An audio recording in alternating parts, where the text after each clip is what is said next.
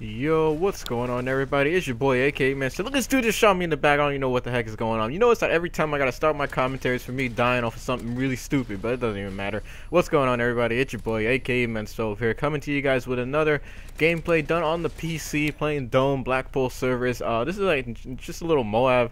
I don't know how long the MOAB was. I know it was pretty long, but I don't really care. I just wanted to get a gameplay long enough for me to last the entire length of this commentary, as I do have a lot of information to tell you guys about Call of Duty Ghosts. Now, I know to be honest, I've never done like a pre-release game and talk about it and tell you guys information on about the game that hasn't even come out yet. I generally don't do that because, one, I never play them, and two, I feel like it's a waste of time, and I feel like I'm doing the exact same thing that everybody else is doing. But I felt the need that I have to do this, and you see I'm using the scumbag class. The scumbag class is the MP7 silencer with rapid fire and FMG9 akimbos with Semtex and what's that thing called? The portable radar. This is indeed done on PC. That's why you see my FOV. It's all weird and whatnot. But I figured I'd do one of these type of videos because, one, I did get a chance to play Call of Duty Ghosts at my college. And for those who are wondering, you're like, AK, how the heck did you get a chance to play COD Ghosts without going to any of the Gamescom events or anything like that? Two things. One, my college is a tech school, so basically we have engineering, we have information technology, pretty much anything that involves technology, we have it here. And gaming is a huge one of them that we have at our school, so we're basically able to game test all these types of games. And gaming is not my major, guys. It's not my major at all. But if you're in the field of IT, computers, gaming, anything in that minor, you're allowed to play the game early. So basically my college gets every single video game known to man. We get it early, generally for testing purposes, but you know, we really don't test them that much. We just play them for fun. But we did actually get a chance to we got the game in October 1st. We were supposed to get it on the 5th, but we got it 5 days early, so which was pretty awesome, and I got a chance to play it. We actually did get Halo 4 early. We got Halo 4 months early last year. That was insane. I didn't think we were going to get it that early. But anyways, I just want to give you guys a lot of information on what I experienced with the game, what we tested out, what we experience, and what we felt need to be changed. And some of the devs were there, so we did get a chance to tell them, give them our thoughts on the game, and let them know what we thought about it. Now, look, first things first, guys. I know a lot of people are asking about this. Is there a real MOAB? Not the KEM strike, because everybody knows about that already, but is there a literal 25 kill streak or gun streak MOAB inside the game? We do not know as of yet. I did manage to get on a 20 gun streak, but I did die off of something really stupid. It wasn't really stupid. It was mostly my mistake running out in the middle of the map or something like that. But as far as we know, there is no MOAB yet. We were playing on the disc-based game. We weren't playing on what they did at all the other events, like computers and Xbox, the computers that were supposed to be like Xboxes. We were playing on the PS3 disc-based game. So the game was indeed 2 updates behind. I think it's like 3 updates behind now, so there were a few changes that they made to the game from what we've played. Now let's talk about the guns first. The guns, I got a chance to use a few of the guns. Majority of the guns that I used were you guys have already seen before. The Honey Badger, that LMG, I forgot what it's called. I did get a chance to use some of the other weapons, such as the AK-12, which is supposed to be the highest ranked gun in the entire game. And let me say, that gun is absolutely amazing, guys. That gun is seriously one of the most enjoyable guns I've used in a long time. It's basically, I think it's a Russian variation of the AK-47. You guys have seen it in Battlefield 4 beta. It is in the beta as well. But the gun is really strong. It feels like an AN-94 inside of COD Ghosts, so it really is a great weapon. I can't wait to get my hands on it and start playing it again once the game comes out. Another thing, I did get a chance to use a few of the SMGs. There was a SMG in the game that I think is a variation of the Capyrus. The Capyrus, I don't remember what that gun was. If you guys remember from Black Ops 1, there was a gun called the Capyrus. It feels like that gun a lot. It's called the K7. I didn't get a chance to use it that much. I picked it up off of the ground because somebody else was using it, but I picked up my MOAB right here. The gun was really weird. Like, I'm not going to say it's a bad gun, but it just feels different for once, for a change. It's pretty interesting to use. This guy just suicided himself. You see, I go on a nice little tear at the FMG9s. That's how you know these things need to be nerfed. There are a few servers where these things are nerfed, but you know, there are a few things with that gun that I like about a lot. And unfortunately, the LSAT is back. And when I say the LSAT is back, I mean the LSAT is back. Like, the LMGs in that game are ridiculously powerful. I only got a chance to use the chainsaw and the LSAT. and I think there was one other LMG that was in the game, but those things have no recoil. I mean, MW3, they were pretty powerful as well, or pretty much every game the LMGs are really powerful, but you know, it's ever since Black Ops 2, man, they just don't add recoil to these things at all. It's like the chainsaw, by the way, really tears everything up. That thing is ridiculously good, but it's a hipfire gun only, so it's pretty interesting. Pretty much like the death machine. It's pretty much what it is. I don't know why they didn't just call it death machine, but I guess it's a chainsaw. But the LMGs, man, those things have literally no recoil from when I use them. As far as BS attachments, like, you know, target finder and all that jazz, I didn't really run into anything that was stupid in the game.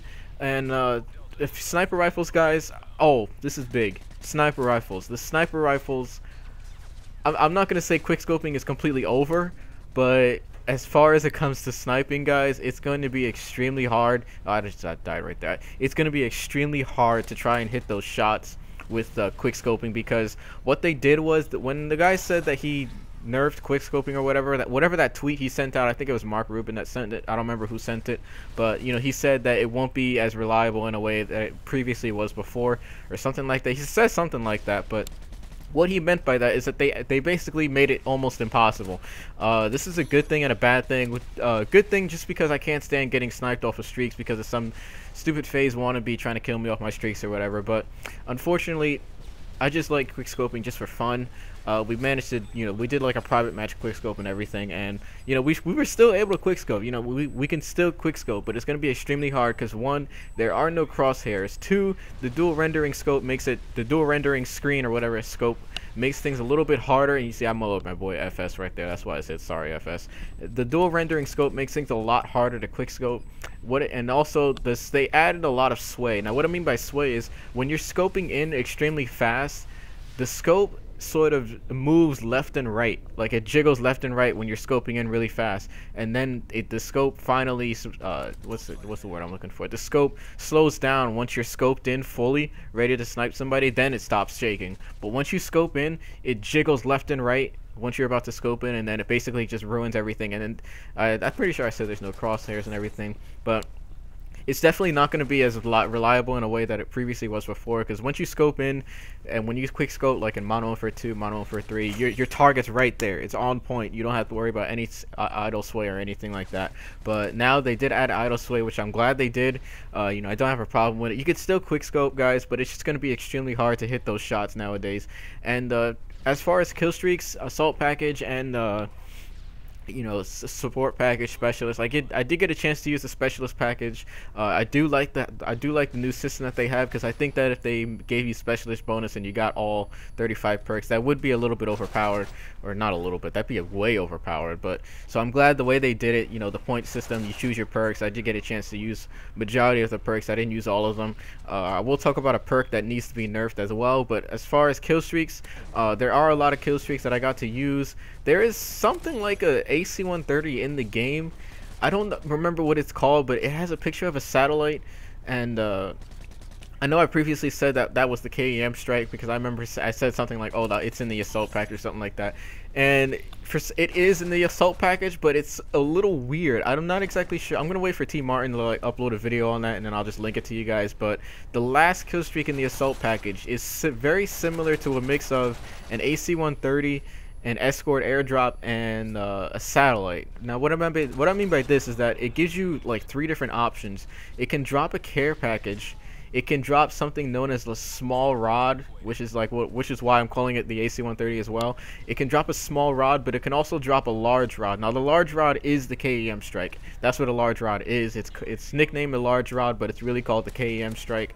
I'm not entirely sure how that works. I didn't get to see it. Someone actually, it's really weird. I gotta get some footage on that for you guys, because I've seen it once.